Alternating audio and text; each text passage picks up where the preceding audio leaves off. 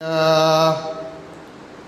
يهده الله فلا مضل له ومن يضلله فلا هادي له وأشهد أن لا إله إلا الله وحده لا شريك له وأشهد أن محمدا عبده ورسوله يا أيها الذين آمنوا اتقوا الله حق تقاته ولا تموتن إلا وأنتم مسلمون يا أيها الناس اتقوا ربكم الذي خلقكم من نفس واحدة وخلق منها زوجها وبث منهما رجالا كثيرا ونساء واتقوا الله الذي تساءلون به والأرحام إن الله كان عليكم رقيبا يا أيها الذين آمنوا اتقوا الله وقولوا قولا سديدا يصلح لكم أعمالكم ويغفر لكم ذنوبكم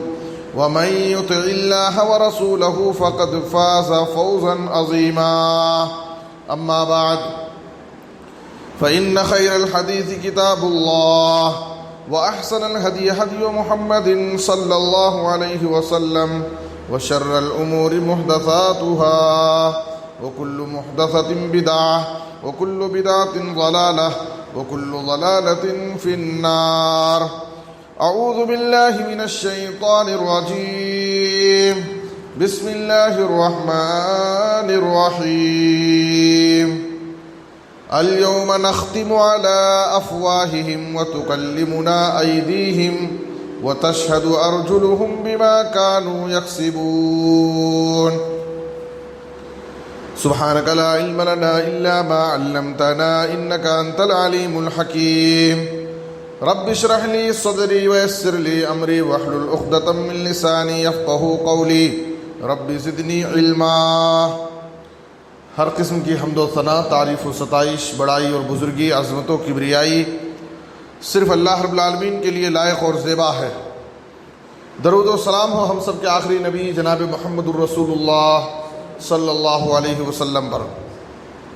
محترم حضرات، آج خطبہ جمعہ کا موضوع ہے عدالت الہی کے گواہ، یعنی قیامت کے دن میدان حشر میں جب اللہ رب العالمین بندوں کے درمیان فیصلہ کرنے کے لیے آئے گا، اس وقت اللہ کے سامنے اللہ کی عدالت میں کون لوگ گواہی دیں گے ہمارے بارے میں، ہمارے اعمال کے بارے میں، ہماری زندگی کے بارے میں. بہت ہی عقیدہ آخرت سے متعلق یہ بڑا ہی اہم موضوع ہے جسے ہمیں اور آپ کو سمجھنے کی ضرورت ہے. سب سے پہلے اللہ رب العالمین کی عدالت میں گواہی دینے والے انبیاء گواہی دیں گے. انبیاء کس کے بارے میں گواہی دیں گے؟ اپنی امت کے بارے میں اس بات کی گواہی دیں گے اللہ کے سامنے کہ اے اللہ، ہم نے تیرے پیغام کو اپنی امت تک پہنچا دیا. اللہ رب العالمین نے ہر نبی کو جو ذمہ داری دے کر کے اللہ نے بھیجا تھا، جو پیغام، جو دعوت اللہ نے دے کر کے ہر نبی کو اس دنیا میں بھیجا، تو ہر نبی اس بات کی گواہی دیں گے کہ اے اللہ، تیری اس دعوت کو، تیرے اس دین کو، تیرے اس پیغام کو ہم نے اپنی قوم تک پہنچا دیا. قرآن مجید میں سورہ نساء کی آیت نمبر 40 میں فرمایا اللہ نے فَكَيْفَ إِذَا جِئْنَا مِنْ كُلِّ أُمَّةٍ بِشَهِيدٍ وَجِئْنَا بِكَ عَلَى هَؤُلَاءِ شَهِيدًا. اس وقت کا کیا حال ہوگا جب ہم ہر امت سے ایک گواہ لائیں گے، یعنی ہر امت کے بارے میں گواہی دینے کے لیے اس نبی کو پیش کریں گے. وَجِئْنَا بِكَ عَلَى هَؤُلَاءِ شَهِيدًا، اور ان سب پر آپ کو گواہ بنا کر پیش کریں گے. صحیح بخاری کی حدیث میں ہے، ایک مرتبہ نبی صلی اللہ علیہ وسلم نے عبداللہ بن مسعود رضی اللہ تعالیٰ عنہ سے کہا اقرأ علیہ، اے عبداللہ بن مسعود تم میرے سامنے قرآن پڑھو، قرآن پڑھو، میں تم سے قرآن سننا چاہتا ہوں. عبداللہ بن مسعود رضی اللہ تعالیٰ عنہ نے کہا اقرأ علیک وعلیک انزل، اے اللہ کے رسول میں آپ کے سامنے قرآن پڑھ کر کے آپ کو سناؤں، حالانکہ پورا قرآن تو آپ ہی پر نازل ہوا ہے۔ تو آپ صلی اللہ علیہ وسلم نے کہا فَإِنِّي أُحِبُّ أَنْ أَسْمَعَ مِنْ غَيْرِي، آج میری خواہش یہ ہے کہ میں دوسرے سے قرآن سننا چاہتا ہوں۔ آپ سوچئے کہ پورا قرآن نبی صلی اللہ علیہ وسلم پر اللہ نے نازل کیا ہے، اور نبی صلی اللہ علیہ وسلم ایک صحابی سے قرآن پڑھا کر کے قرآن کو سننا چاہ رہے ہیں۔ معلوم کیا ہوا کہ جس طریقے سے قرآن مجید کو پڑھنا، اس کی تلاوت کرنا باعث اجر و ثواب ہے، اسی طریقے سے ثواب کی نیت سے قرآن مجید کو سننا بھی بڑا ثواب کا کام۔ آج سننے والے بہت کچھ سن رہے ہیں، کتنے ایسے لوگ ہیں جن کے کان سے ایئر فون نہیں ہٹتا، سواری پر ہیں، بائک میں ڈرائیونگ کر رہے ہیں، ہمیشہ کان میں لگائے رہتے، وہ پتہ نہیں کیا سن رہے ہیں۔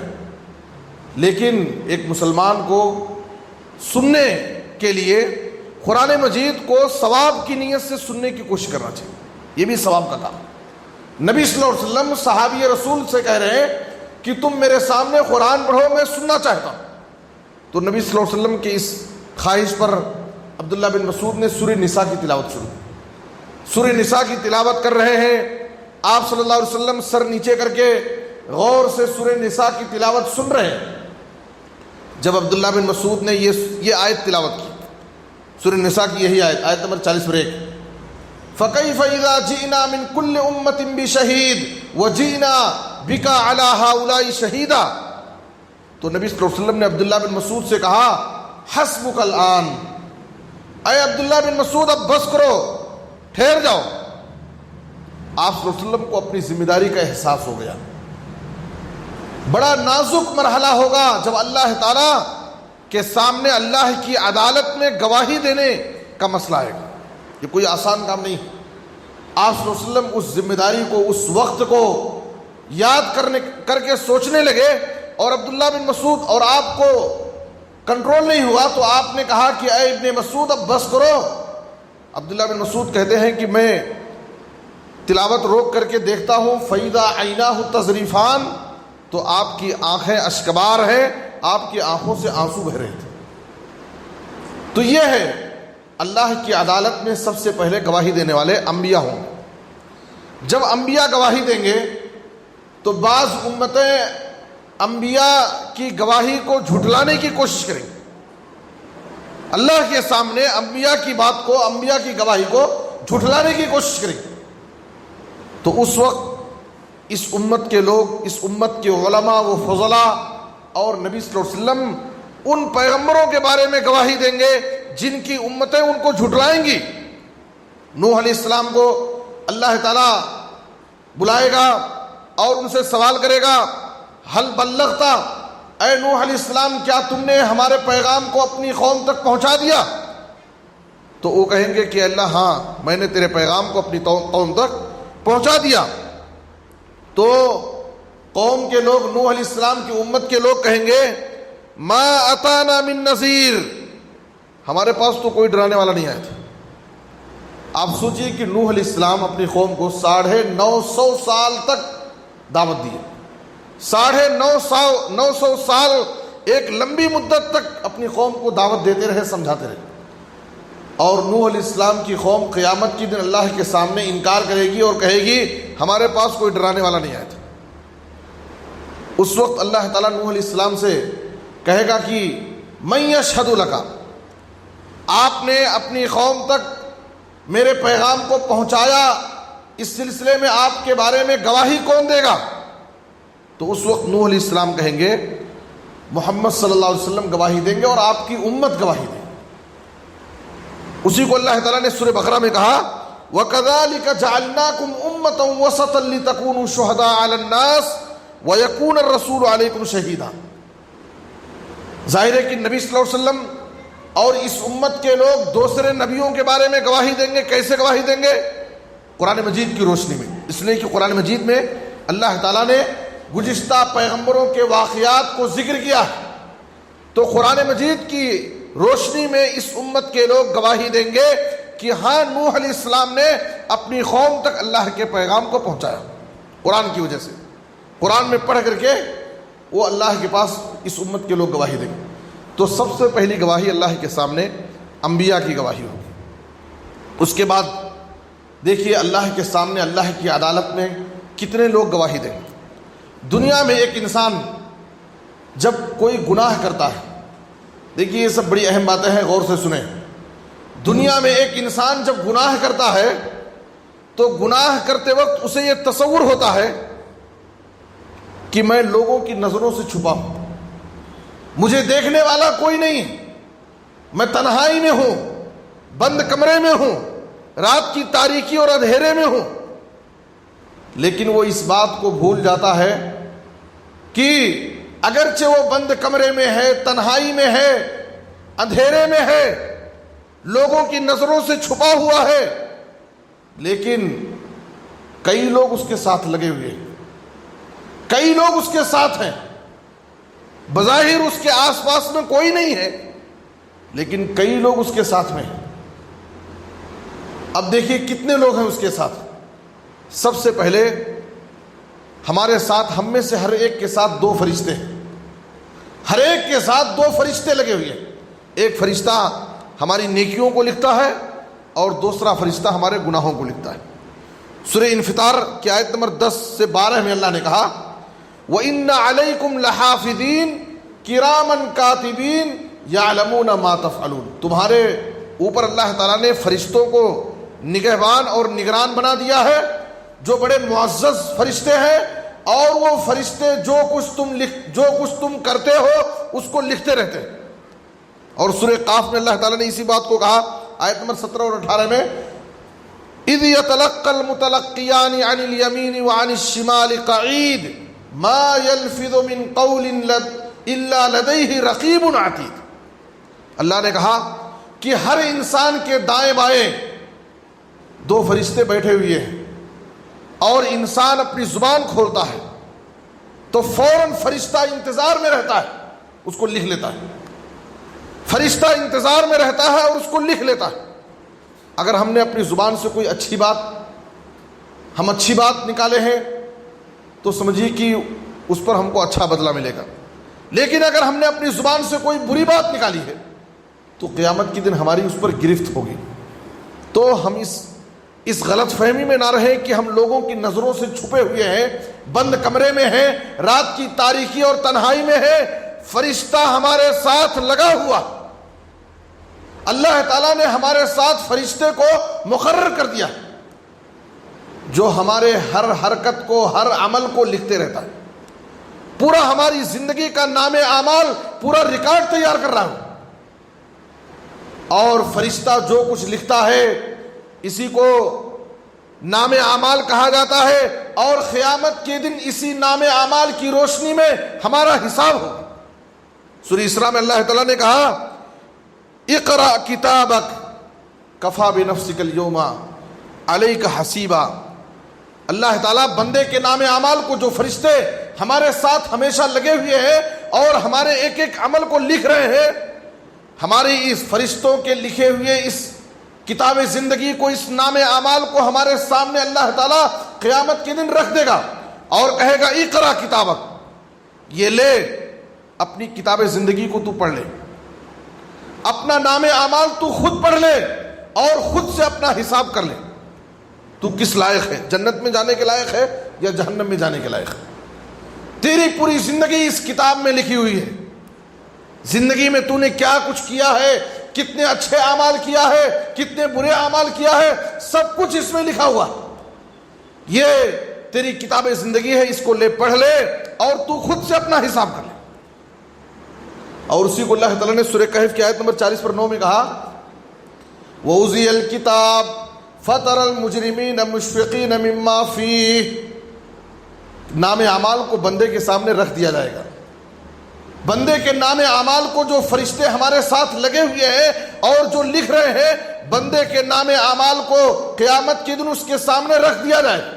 وَأُوذِيَ الْكِتَابَ، تم دیکھو گے مجرموں کو، نافرمانوں کو، گنہگاروں کو کہ وہ اللہ کے عذاب سے ڈرے ہوں گے اپنے نام اعمال کو دیکھ کر کے، اور کہیں گے ما لهذا الكتاب لا يغادر صغيرة ولا كبيرة الا احصاها، یہ کیسا نام اعمال ہے جس نے میری زندگی کے نہ کسی بڑے عمل کو چھوڑا ہے نہ چھوٹے عمل کو چھوڑا. میں نے اپنی زندگی میں چھوٹا بڑا جو بھی عمل کیا ہے سب اس میں لکھا ہوا. وَوَجَدُوا مَا عَمِلُوا حَاضِرًا، جو کچھ وہ اپنی زندگی میں عمل کیے ہوں گے سب اپنے سامنے حاضر پائیں گے. وَلَا يَظْلِمُ رَبُّكَ أَحَدًا، اور تیرا رب بندوں کے ساتھ بندوں کو بدلہ دینے میں اللہ تعالیٰ کسی پر ذرہ برابر ظلم نہیں کرے. اللہ تعالیٰ ہر ایک کے ساتھ حساب و کتاب میں انصاف کا معاملہ کرے گا.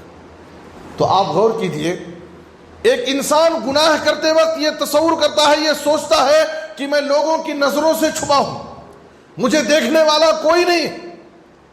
لیکن ہر انسان کے ساتھ ایک فرشتہ لگا ہوا ہے، ہر انسان کے ساتھ فرشتے مقرر ہیں جو اس کے ہر عمل کو لکھ رہے ہیں. اس کی پوری زندگی کا ریکارڈ تیار ہو رہا ہے. کہاں سے انسان بچ سکتا ہے گناہ کر کے؟ کیسے انسان اللہ کی نافرمانی کر کے اللہ کی پکڑ سے اپنے آپ کو بچا سکتا؟ یہ بہت بڑی غفلت ہے، بہت بڑی نادانی ہے کہ ہم یہ سوچتے ہیں کہ ہم لوگوں کی نظر سے چھپے ہوئے، لیکن ہر ایک کے ساتھ فرشتے لگے ہوئے ہیں جو قیامت کے دن ہمارے بارے میں گواہی دیں گے. تو دوسری چیز فرشتوں کی گواہی ہے. اور تیسری چیز ہمارے ساتھ جو لگے ہوئے ہیں اور قیامت کے دن ہمارے بارے میں گواہی دیں گے اللہ کے سامنے، وہ ہمارے جسم کے اعضاء ہیں. اعضائے جسمانی، ہاتھ، پیر، آنکھیں، کان، یہ سب ہمارے بارے میں قیامت کے دن گواہی دیں گے. کان گواہی دے گا کہ اپنے کانوں سے دنیا میں کیا سنتا تھا. ہماری آنکھیں قیامت کے دن ہمارے خلاف اللہ کی عدالت میں گواہی دیں گی کہ یہ اپنی آنکھوں سے کیا دیکھتا تھا. ہمارے ہاتھ ہمارے خلاف گواہی دیں گے کہ یہ اپنے ہاتھوں سے کن پر ظلم کیا تھا، اپنے ہاتھوں سے کیا کیا حرکتیں کیا تھا. ہمارے قدم قیامت کے دن ہمارے خلاف گواہی دیں گے کہ یہ نافرمانی کے لیے گناہوں کی طرف اس کے قدم کہاں کہاں بڑھے تھے.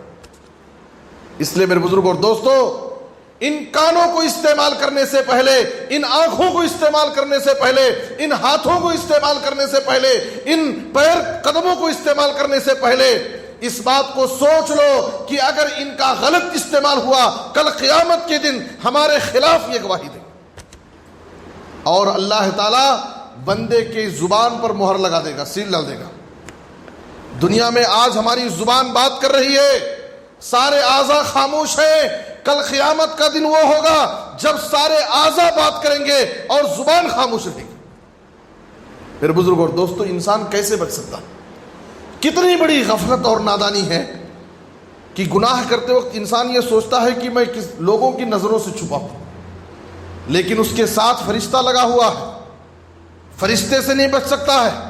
فرشتہ اس کے ایک ایک عمل کو لکھ رہا ہے. اور ہمارے جسم کے اعضاء ہمارے ساتھ ہیں جو قیامت کے دن ہمارے بارے میں گواہی دیں گے. اللہ تعالیٰ نے فرمایا سورہ حامیم سجدہ کی آیت نمبر 20 اور 21 میں، حتی اذا ما جاؤہا شہد علیہم سمعہم وابصارہم وجلودہم. جب قیامت کے دن یہ لوگ آئیں گے تو ان کے خلاف ان کے کان، ان کی آنکھیں، ان کے جسم کی چمڑی سب گواہی دیں گے بما کانوا یعملون، ان کے اعمال کے بارے میں. انسان پریشان ہو جائے گا اور اپنے اعضاء سے مخاطب ہو کر کہے گا، وقالوا لجلودہم لما شہدتم علینا، آج تم ہمارے خلاف کیوں گواہی دے رہے ہو؟ تمہیں کو لذت پہنچانے کے لیے تو میں دنیا میں یہ سب کرتا تھا اور آج تم ہمارے خلاف گواہی دے رہے ہو. تو اعضاء کہیں گے، انطقنا اللہ الذی انطق کل شیء، وہ اللہ ہم کو قوت گویائی عطا کیا ہے، وہ اللہ ہم سے بلوا رہا ہے جس نے ہر چیز کو بولنے کی طاقت دی. اللہ ہم سے بلوا رہا ہے اس لیے ہم بول رہے ہیں. میرے بزرگ اور دوستو، اس لیے انسان کسی بھی صورت میں اللہ کی نافرمانی کر کے بند کمرے میں تنہائی میں چھپ کر کے بھی اگر وہ گناہ کرتا ہے، اللہ کی نافرمانی کرتا ہے، تو یاد رکھیں وہ اللہ کی پکڑ سے نہیں بچ سکتا. خود ہمارے ہاتھ پیر ہمارے اعضاء قیامت کے دن بول کر کے گواہی دیں گے اللہ کے پاس. یہ اپنی آنکھوں سے کیا دیکھتا تھا, یہ اپنے کان سے کیا سنتا تھا, یہ اپنے ہاتھ سے کیا کرتا تھا, یہ اپنے پیر سے گناہوں کی طرف یا برائی کی طرف چل کر کے جاتا تھا, سب گواہی دیں گے. کیسے انسان بچ سکتا ہے؟ اور سورہ یاسین کی آیت نمبر 60 پر 5 میں اللہ نے کہا الیوم نختم علی افواہہم, آج ہم ان کے منہ پر, ان کی زبان پر مہر لگا دیں گے. وتکلمنا ایدیہم, ان کے ہاتھ ہم سے بات کریں گے. وتشہد ارجلہم, ان کے پیر گواہی دیں گے. بما کانوا یکسبون, ان چیزوں کے بارے میں جنہیں وہ کچھ کرتے تھے دنیا میں, ان کے اعمال کے بارے میں. میرے بزرگ اور دوستو, اس لیے قیامت کے دن بندہ اللہ رب العالمین کے سامنے انکار کرے گا, جھٹلا دے گا کہ اے اللہ میں نے یہ کام نہیں کیا تھا, اور اپنے بارے میں وہ کہے گا کہ میں اپنی ذات کے علاوہ کسی کو میں گواہ نہیں مانتا, میں میرے خلاف کسی دوسرے کو گواہ نہیں مانتا. تو اللہ کہے گا کہ ٹھیک ہے, میں تیرے نفس کو, تیرے اعضاء ہی کو تیرے خلاف گواہ بناتا ہوں. اس وقت جب اس کے اعضاء اس کے خلاف گواہی دیں گے, وہ پریشان ہو جائے گا اور کہے گا بعدا لکنا وسحقا فعنکن کنت انازل. صحیح مسلم کی حدیث ہے, وہ کہے گا کہ دوری ہو تم لوگوں کے لیے, تم ہی لوگوں کے لیے تو میں اتنا لڑ جھگڑ رہا تھا اللہ کے پاس کہ میں کسی طرح سے تم کو اللہ کے عذاب سے بچا لوں, اور تم ہی لوگ آج میرے خلاف اللہ کی عدالت میں گواہی دے رہے ہو. تو اس لیے میرے بزرگ اور دوستو, اور مسند احمد کی حدیث میں ہے کہ جسم کے اعضاء میں سب سے پہلے انسان کی بائیں ران گواہی دے گی, وہ اپنے بارے میں کہاں کہاں یہ اس کا استعمال کیا تھا. تو معلوم کیا ہوا کہ اگرچہ ہم بند کمرے میں ہیں, رات کی تاریکی اور تنہائی میں ہیں, انسان چھپ کر کے کوئی گناہ کرنا چاہتا ہے, لیکن اسے اس بات کا احساس ہونا چاہیے کہ اس کے ساتھ فرشتے لگے ہوئے ہیں جو اس کے ہر عمل کو لکھ رہے ہیں, اس کا پورا نام اعمال تیار کر رہے ہیں, اور اس کے جسم کے ایک ایک اعضاء قیامت کے دن اس کے خلاف گواہی دیں گے. اور تیسری چیز, گواہی دینے والے ہمارے خلاف اللہ کی عدالت میں یہ زمین گواہی دے گی. زمین گواہی دے گی. انسان دنیا کے کسی کونے میں چلا جائے, زمین کے کسی کنارے چلا جائے, غار میں جا کر چھپ جائے, پہاڑ کی چوٹی پر چلا جائے, کہیں بھی انسان چلا جائے, اور گناہ کر کے وہ چاہے کہ میں بچ جاؤں, نہیں بچ سکتا, نہیں بچ سکتا. جس زمین پر, جس جگہ ہم عمل کرتے ہیں, گناہ کرتے ہیں, یہ زمین کل قیامت کے دن ہمارے خلاف گواہی دے. زمین ہمارے بارے میں گواہی دے. نبی صلی اللہ علیہ وسلم نے سورہ زلزال کی آیت تلاوت کی, یومئذ تحدث اخبارہا, یومئذ تحدث اخبارہا, قیامت کا دن وہ دن ہوگا جس دن زمین اپنی خبروں کو بیان کرے گی. صحابہ کرام سے آپ صلی اللہ علیہ وسلم نے پوچھا, اے صحابہ جانتے ہو اتدرون ما اخبارہا, زمین اپنی خبروں کو بیان کرے گی, کیا مطلب, زمین کی خبریں کیا ہیں؟ تو صحابہ کرام نے کہا اللہ و رسول عالم, اللہ اور اس کے رسول بہتر جانتے ہیں. اس کے بعد کہا فإن أخبارها أن تشهد على كل عبد أو أمة بما عمل على ظهرها تقول عمل يوم كذا وكذا فهذه أخبارها. مسند احمد اور ترمذی کی حدیث ہے, آپ صلی اللہ علیہ وسلم نے کہا قیامت کے دن ہر مرد اور عورت کے بارے میں یہ زمین گواہی دے گی اللہ کے سامنے کہ اس نے فلاں دن فلاں جگہ فلاں عمل کیا تھا. تو آپ صلی اللہ علیہ وسلم نے کہا کہ یہ زمین کی گواہی ہے. اس طرح سے زمین اپنی خبروں کو بیان کرے گی. آپ سوچئے, انسان کہیں بھی چلا جائے, فرشتے اس سے الگ نہیں ہو سکتے, فرشتے اس کے ساتھ لگے رہیں گے. انسان کہیں بھی چلا جائے, اس کے اعضاء اس کے ساتھ میں ہیں. انسان کہیں بھی چلا جائے, ظاہر ہے کہ آسمان کے نیچے ہوگا اور زمین کے اوپر رہے گا, زمین بھی گواہی دے گی اس کے بارے میں, کس جگہ فلاں دن فلاں وقت میں فلاں عمل کیا تھا. یہ زمین اللہ کے سامنے بیان کرے گی. میرے بزرگ اور دوستو, آج ہم تصور کریں کہ آج ہماری راتیں کس طرح گزر رہی, آج ہماری راتیں کس طرح گزر رہی, ہماری تنہائیاں کس طرح گزر رہی ہیں.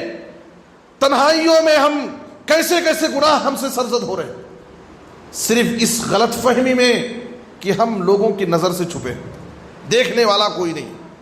میرے بزرگ اور دوستو، ہمیں یہ سوچنا چاہیے کہ ہمارے ساتھ فرشتے لگے ہوئے ہیں، ہمارے جسم کے اعضاء ہمارے ساتھ ہیں، اور زمین، جس زمین پر ہم گناہ کریں گے وہ گناہ کل قیامت کے دن ہمارے خلاف گواہی دے گی، اور ان سب کے ساتھ فرشتے ہمارے ساتھ ہیں، ہمارے جسم کے اعضاء ہمارے ساتھ ہیں، زمین گواہی دے گی۔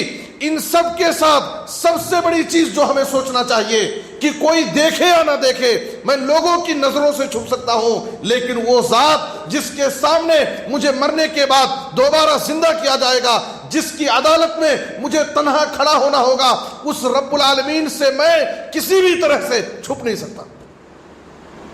وہ ذات لوگ نہ دیکھیں، لیکن جس ذات کو مجھے حساب پیش کرنا ہے وہ ذات تو مجھے دیکھ رہی ہے۔ اللہ رب العالمین نے سورہ زخرف کی آیت نمبر 80 میں کہا، ام یحسبون انا لا نسمع سرهم ونجواهم بلا ورسلنا لدیہم یکتبون۔ کیا لوگ یہ سمجھتے ہیں کہ ہم ان کی سرگوشی کی باتوں کو، جو کانا پھوسی کرتے ہیں، اور ان کی راز کی باتوں کو ہم نہیں سن رہے؟ ہم تو سن ہی رہے ہیں، ہمارے بھیجے گئے فرشتے اس کو لکھ بھی رہے ہیں، تاکہ قیامت کے دن بندہ انکار نہ کر سکے۔ اللہ تعالیٰ نے کئی لوگوں کو ہماری زندگی کا ریکارڈ تیار کرنے کے لیے ہمارے ساتھ لگا دیا۔ اللہ کہہ رہا ہے کہ ہم تمہاری ایک ایک نقل و حرکت کو دیکھ رہے ہیں، سن رہے ہیں، اور ہمارے بھیجے گئے فرشتے اس کو باقاعدہ لکھ رہے ہیں۔ تو اس لیے ہمیں یہ سوچنا چاہیے۔ سورہ علق کی آیت نمبر 14 میں اللہ نے کہا، الم یعلم بان اللہ یرا۔ کیا اس کو یہ پتا نہیں ہے کہ اللہ تعالیٰ اسے دیکھ رہا ہے؟ جب بندے کو اس بات کا احساس ہو جائے کہ اللہ تعالیٰ ہماری ہر نقل و حرکت کو، جو کچھ میں کرتا ہوں، اللہ دیکھ رہا ہے، اللہ سن رہا ہے، اللہ کو معلوم ہے، تو انسان گناہ سے، نافرمانی سے بچے، اس کے دل میں اللہ کا ڈر ہوگا۔ سلسلہ صحیحہ کی ایک حدیث میں ہے، عبداللہ بن عمر رضی اللہ تعالیٰ عنہ ایک راستے سے گزر رہے تھے، بکریوں کا ایک چرواہا نظر آیا جو اپنے ساتھ بکریوں کو لیے ہوئے تھا۔ عبداللہ بن عمر رضی اللہ تعالیٰ عنہ نے اس کے ایمان کو جانچنے کے لیے، اس کے ایمان کا امتحان لینے کے لیے اس سے کہا، مجھے ایک بکری کی ضرورت ہے اور مجھ سے یہ بکری بیچ دے۔ اس نے کہا کہ میں بکریوں کا چرواہا ہوں، ان بکریوں کا مالک کوئی دوسرا ہے، میں بیچ نہیں سکتا۔ عبداللہ بن عمر نے اس شخص سے اس کے ایمان کا امتحان لینے کے لیے کہا، اس کو بہانہ بتایا کہ تو بکری بیچ دے اور اس کی قیمت سے فائدہ اٹھا لینا، جب تو گھر واپس جائے گا تو مالک تجھ سے سوال کرے گا تو کہہ دینا کہ بھیڑیا آیا اور ایک بکری کو کھا لیا۔ یہ بہانہ اس کو بتایا۔ عبداللہ بن عمر رضی اللہ عنہ نے جب اس کے سامنے، آپ سوچئے کہ پہاڑوں کے دامن میں، کھیتوں میں، جنگلوں میں چرانے، بکریوں کو چرانے والا ایک انسان، لیکن اس کے دل میں ایمان ہے، اس کے دل میں اللہ کا تقویٰ ہے، اس کے دل میں اللہ رب العالمین کا ڈر خوف ہے، اس کے سامنے، اس کے دل میں اللہ رب العالمین کے سامنے کھڑے ہونے کا ڈر خوف ہے، حساب و کتاب پر اسے یقین ہے۔ اس نے کہا کہ اے مسافر، تو مجھے یہ بہانہ بتا رہا ہے، میں دنیا میں اپنے مالک کو یہ بہانہ بنا کر کے، یہ کہہ کر کے میں بچ جاؤں گا کہ میری بکری کو بھیڑیا کھا لیا، لیکن اے مسافر تو مجھے یہ بھی بتا کے جا، کل قیامت کے دن جس دن کا مالک رب العالمین ہوگا، جب مجھ سے سوال کرے گا تو اس اللہ رب العالمین کے سامنے میں کیا کہہ کر کے بچوں گا، وہ بھی مجھے تو بتا کر جا۔ دنیا میں تو میں اپنے مالک کو بہانہ بنا کر بچ جاؤں گا، لیکن قیامت کے دن رب العالمین کی جب میں عدالت میں ہوں گا، اس وقت اللہ مجھ سے سوال کرے گا تو اس وقت میں کیا بہانہ بنا کر کے بچوں گا، یہ بھی تو مجھے بتا دے۔ وہ اپنا سر آسمان کی طرف اٹھایا اور اس کے زبان سے یہی الفاظ نکلے، فَأَيْنَ اللَّهُ، اپنے مالک کے پاس تو میں اس طرح بچ سکتا ہوں، لیکن اللہ کے پاس کیسے بچوں گا۔ عبداللہ بن عمر بڑے خوش ہوئے اور اس چرواہے کو آزاد کیے اور بکریاں خرید کر کے باقاعدہ اس شخص کو بکریوں کا تحفہ بھی دیا۔ یہ سلسلہ صحیحہ کی حدیث ہے۔ میرے بزرگ اور دوستو، اس لیے ہمیں ہمیشہ اس بات کا احساس ہونا چاہیے. آدمی اس غلط فہمی میں ہوتا ہے کہ میں لوگوں کی نظروں سے چھپا ہوں، میں بند کمرے میں ہوں، میں رات کی تاریکی اور تنہائی میں ہوں، لیکن وہ اس بات کو بھول جاتا ہے کہ اس کے ساتھ فرشتے لگے ہوئے ہیں، اس کے جسم کے اعضاء اس کے ساتھ ہیں، زمین اس کے خلاف قیامت کی دن گواہی دے گی، اور سب سے بڑی ذات اللہ کی نظر سے وہ چھپ نہیں سکتا. اللہ کی نظر سے وہ چھپ نہیں سکتا. اللہ تعالیٰ اس کی ہر نقل و حرکت کو دیکھ رہا، سن رہا. میرے بزرگ اور دوستو، یہ گناہوں کے بارے میں جو قیامت کے دن اللہ کی عدالت میں ہمارے خلاف گواہی دینے والے ہیں، ان کا ذکر میں نے آپ کے سامنے کیا. اپنی زندگی میں اگر ہم کچھ اچھے اعمال کرتے ہیں، نیک اعمال کرتے ہیں، تو اس کے بارے میں بھی گواہی دیں گے اللہ کی عدالت میں. جیسے گناہوں کے بارے میں، ہماری نافرمانیوں کے بارے میں قیامت کی دن اللہ کی عدالت میں گواہی دینے والے ہیں، تو اگر اس دنیا کی زندگی میں ہم نیک اعمال کریں گے، اچھے کام کریں گے، تو اللہ کی عدالت میں ہماری ان نیکیوں کے بارے میں بھی گواہی دینے والے. جیسے آپ صلی اللہ علیہ وسلم نے کہا، صحیح بخاری کی حدیث میں ہے، انہ لا يسمع مدى صوت المؤذن جن ولا انس ولا شیء الا شہد له یوم القیامہ.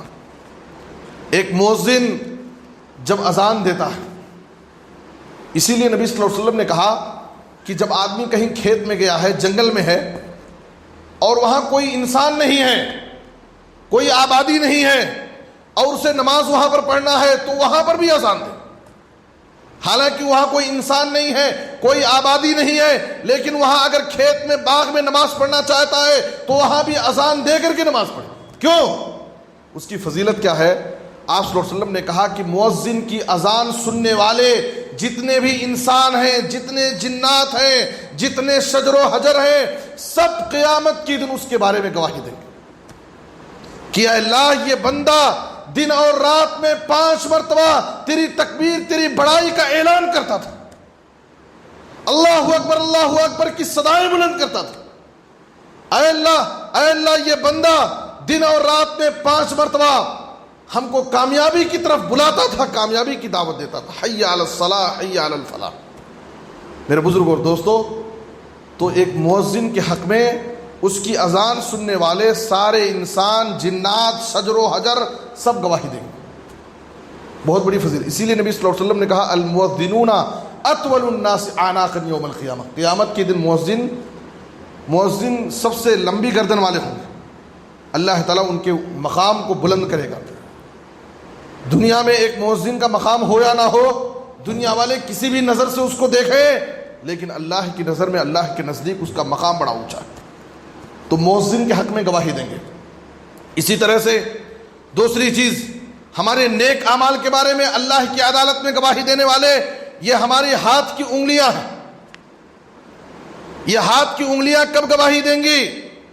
یسرا رضی اللہ تعالیٰ عنہ ایک مہاجرہ خاتون ہے، وہ کہتی ہیں کہ نبی صلی اللہ علیہ وسلم نے ہم سے کہا، علیکن بالتسبیح والتہلیل والتقدیس وعقدنا بالانامل فانہن مسئولات مستنطقات ولا تغفلن فتنسین الرحمہ. ترمذی اور ابو داؤد کی حدیث ہے. آپ صلی اللہ علیہ وسلم نے خواتین سے کہا کہ تم اللہ کی تسبیح، تہلیل اور تقدیس کو لازم پکڑو، یعنی کثرت سے سبحان اللہ کہو، الحمدللہ کہو، سبحان الملک القدوس پڑھتے رہو. اور کہا کہ تسبیحات اور اذکار پڑھنے کے لیے ہاتھ کی انگلیوں کا استعمال کرو.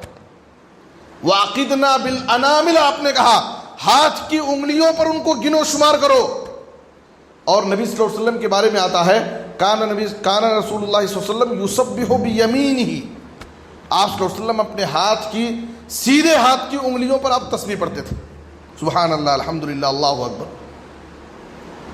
آپ صلی اللہ علیہ وسلم نے کہا اس کا فائدہ کیا ہوگا؟ اس لیے کہ قیامت کے دن ان سے سوال کیا جائے گا اور قیامت کے دن ان کو بلوایا جائے گا. قیامت کے دن اللہ کی عدالت میں یہ بولیں گی، گواہی دیں گی کہ اے اللہ، ان انگلیوں پر یہ بندہ تیرے اذکار پڑھتا تھا، تیری تسبیح اور پاکی بیان کرتا تھا. آپ سوچئے، انہی ہاتھوں سے، انہی اعضاء سے اگر ہم گناہ کریں گے تو کل قیامت کے دن یہ اعضاء ہمارے خلاف گواہی دیں گے. لیکن اگر انہی اعضاء کو، انہی ہاتھوں کو اللہ کی عبادت میں، نیکی کے کاموں میں اگر استعمال کریں گے تو قیامت کے دن یہ ہمارے حق میں دلیل ہوں گے اور ہمارے حق میں گواہی دیں گے۔ تو اس لیے ان ہاتھوں کو، ان اعضاء کو ہم خیر کے کاموں میں، اچھے کاموں میں استعمال کریں۔ تو انگلیوں پر تسبیح پڑھنے والوں کے حق میں قیامت کے دن اللہ کے پاس یہ گواہی دیں گی انگلیاں۔ اور ایک تیسری چیز، جس زمین پر جس جگہ ہم سجدہ کرتے ہیں قیامت کی دن وہ جگہ ہمارے حق میں گواہی دے گی۔ جس زمین پر جس جگہ ہم سجدہ کرتے ہیں اس زمین پر جتنے لوگ سجدہ کریں گے یہ زمین کل قیامت کی دن گواہی دے گی۔ اگر اس جگہ ہم نافرمانی کریں گے تو زمین ہمارے خلاف گواہی دے گی، لیکن اس زمین پر جس جگہ ہم سجدہ کرتے ہیں، اللہ کے سامنے جھکتے ہیں، تو یہ زمین ہمارے حق میں گواہی دے گی۔ نبی صلی اللہ علیہ وسلم، عبداللہ بن مبارک نے اس قول کو زوائد الزہد میں ذکر کیا ہے۔ عبداللہ بن عمرو بن عاص رضی اللہ تعالیٰ عنہ کا قول ہے یہ، من سجد فی موضع عند شجر او حجر شہد له عند اللہ یوم القیامہ۔ کسی شجر و حجر کے قریب کسی جگہ اگر کوئی بندہ سجدہ کرتا ہے تو قیامت کے دن وہ جگہ سجدے کی وہ جگہ اللہ کے پاس گواہی دے گی۔ اور ایک آخری چیز، حجر اسود کو استلام کرنے والے، ان کو چھونے والے کے حق میں حجر اسود اللہ کے پاس گواہی دے گا، وہ بھی ایک بڑی فضیلت کی بات ہے۔ آپ صلی اللہ علیہ وسلم نے کہا، ترمذی کی حدیث میں ہے، واللہ لیبعثہ اللہ یوم القیامہ لہ عینان یبصر بہما ولسان ینطق بہ یشہد علی من استلمہ بحق۔ آپ صلی اللہ علیہ وسلم نے کہا، اللہ کی قسم، اللہ تعالیٰ حجر اسود کو اس حال میں اٹھائے گا کہ اس کے پاس دو آنکھیں ہوں گی جس سے وہ دیکھے گا، اس کے پاس زبان ہوگی جس سے وہ بات کرے گا۔ حجر اسود قیامت کے دن اللہ کے پاس، اللہ اس بات پر قادر ہے، کسی بھی چیز کو بات کرنے کی اللہ قوت دے سکتا ہے۔ دنیا میں بھی پتھروں کو اللہ تعالیٰ نے بات کرنے کی طاقت دی۔ آپ کو معلوم ہے نبی صلی اللہ علیہ وسلم نے کہا کہ میں اس پتھر کو جانتا ہوں جو پتھر مکے میں مجھ سے سلام کرتا تھا، تو پتھر نبی صلی اللہ علیہ وسلم کو سلام کرتا تھا، اللہ اس کو بات کرنے کی طاقت دی، رونے کی طاقت۔ اللہ نبی صلی اللہ علیہ وسلم جس کھجور کے تنے پر سہارا لے کر کے خطبہ دیتے تھے، جب آپ نے اس کو استعمال کرنا چھوڑ دیا ممبر بننے کے بعد، تو وہ کھجور کا تنا باقاعدہ زور زور سے رو رہا تھا، اللہ نے اس کے اندر یہ طاقت دی۔ تو اللہ رب العالمین ان چیزوں کو، کسی بھی چیز کو بولنے کی طاقت دے سکتا ہے۔ تو قیامت کے دن حجر اسود ہر اس شخص کو کے حق میں جو ایمان کی حالت میں حجر اسود کا استلام کرے گا، اس کو چھوئے گا، تو قیامت کے دن حجر اسود اس شخص کے حق میں گواہی دے گا۔ میرے بزرگ اور دوستو، آخری بات بیان کر کے میں اپنی بات ختم کرتا ہوں کہ تنہائیوں میں، بند کمرے میں کیا جانے والا گناہ بھی بڑا عظیم ہے، بڑا سنگین ہے، اور تنہائیوں میں چھپ کر کے کی جانے والی نیکی بھی اللہ کے نزدیک بڑی عزیز ہے۔ آپ دیکھیں، تنہائی میں انسان کوئی گناہ کرتا ہے، وہ گناہ بڑا سخت ہوتا ہے۔ ابن ماجہ کی حدیث کے اندر آپ صلی اللہ علیہ وسلم نے کہا، میں اپنی امت کے کچھ ایسے لوگوں کو جانتا ہوں جو قیامت کے دن اس حال میں آئیں گے کہ ان کے پاس تہامہ پہاڑ کے برابر نیکیاں ہوں۔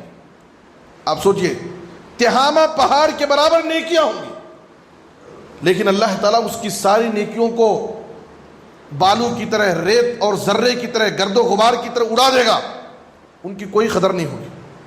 صحابہ اس حدیث کو سن کر پریشان ہوئے، اے اللہ کے رسول، آخر وہ کون لوگ ہوں گے جن کی پہاڑ کے برابر نیکیوں کو اللہ ضائع کر دے گا؟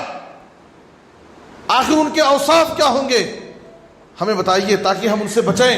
تو آپ صلی اللہ علیہ وسلم نے کہا، اما انہم اخوانکم ومن جلدتکم ویاخذون من اللیل کما تاخذون ولکنہم قوم اذا خلوا بمحارم اللہ انتہکوها۔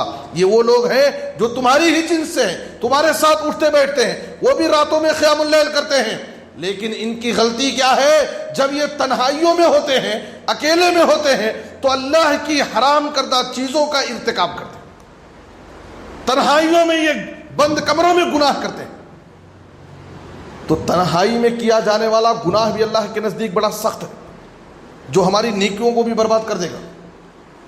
اور اگر آدمی تنہائی میں، بند کمرے میں چھپ کر کے کوئی نیکی کرتا ہے، اللہ کے عذاب اور سزاؤں کو یاد کر کے اس کی آنکھوں سے آنسو گر گئے، تو یہ نیکی بھی اللہ کو بہت پسند ہے۔ عرش الہی کے سائے میں جن کو جگہ ملے گی ان میں دو قسم کے ایسے لوگ ہیں جو تنہائیوں میں چھپ کر کے نیکی کرتے تھے. ایک وہ شخص وَرَجُلٌ ذَكَرَ اللَّهَ خَالِيًا فَفَاضَتْ عَيْنَاهُ، جس نے تنہائی میں اللہ کے عذاب اور سزاؤں کو یاد کیا اور اس کی آنکھوں سے آنسو بہ پڑے. یہ چیز اللہ کو بہت پسند ہے اور اللہ ایسے شخص کو عرش الہی کے سائے میں جگہ دے گا. اور دوسرا انسان وہ وَرَجُلٌ تَصَدَّقَ بِصَدَقَةٍ فَأَخْفَاهَا حَتَّى لَا تَعْلَمَ شِمَالُهُ مَا تُنْفِقُ يَمِينُهُ، ایک ایسا آدمی جو اس طرح سے چھپا کر کے صدقہ اور خیرات کرتا ہے کہ اس کا سیدھا ہاتھ کیا دے رہا ہے اس کے بائیں ہاتھ کو بھی پتہ نہیں چلتا. تو چھپ کر کے نیکی کرنے والے، تنہائیوں میں اللہ کی عبادت کرنے والے کی نیکی بھی اللہ کو بہت پسند ہے. اور جو چھپ کر کے تنہائیوں میں اللہ کی نافرمانی کرتے ہیں، گناہ کرتے ہیں، ایسے لوگوں کا گناہ بھی اللہ کے نزدیک بڑا سنگین ہے، بڑا سخت ہے. اور ان کا گناہ اتنا سنگین ہے کہ اس کی وجہ سے اللہ اس کی نیکیوں کو بھی برباد کر دے گا. اس لیے میرے بزرگوں اور دوستو، کہنے کی بات یہ ہے کہ ہم تنہائی میں ہوں، تاریکی میں ہوں، بند کمرے میں ہوں، کہیں بھی ہوں، گناہ کرنے سے پہلے ہم یہ سوچ لیں کہ سب سے پہلے اللہ ہم کو دیکھ رہا. دنیا والے دیکھے یا نہ دیکھے، لوگوں کی نظروں سے میں چھپ سکتا ہوں، لیکن اللہ مجھے دیکھ رہا ہے. اور دوسری بات یہ ہے کہ ہمیشہ ہمارے ساتھ فرشتے لگے ہوئے ہیں جو ہمارے ہر عمل کو لکھ رہے ہیں. اور تیسری بات یہ ہے کہ ہمارے اعضاء، ہمارے ہاتھ پیر ہمارے ساتھ ہیں جو قیامت کے دن ہمارے خلاف گواہی دیں گے. اور جس زمین پر، جس جگہ میں گناہ کرنے جا رہا ہوں، یہ زمین بھی اللہ کی عدالت میں گواہی دے گی ہمارے خلاف.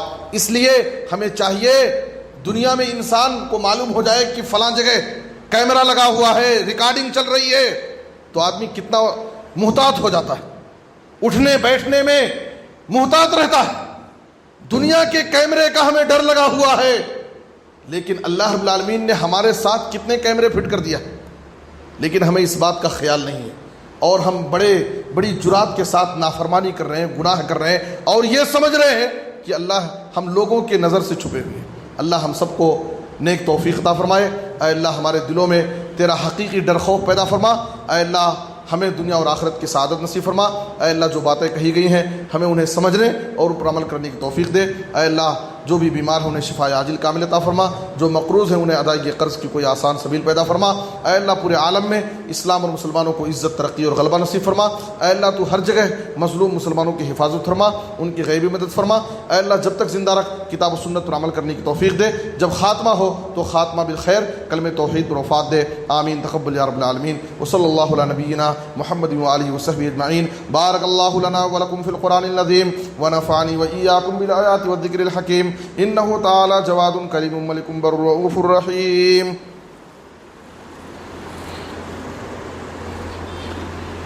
الحمد لله الذي لم يلد ولم يولد ولم يكن له كفوا احد واشهد ان لا اله الا الله وحده لا شريك له واشهد ان محمدا عبده ورسوله. اما بعد فاعوذ بالله من الشيطان الرجيم. بسم الله الرحمن الرحيم. ان الله وملائكته يصلون على النبي يا ايها الذين امنوا صلوا عليه وسلموا تسليما.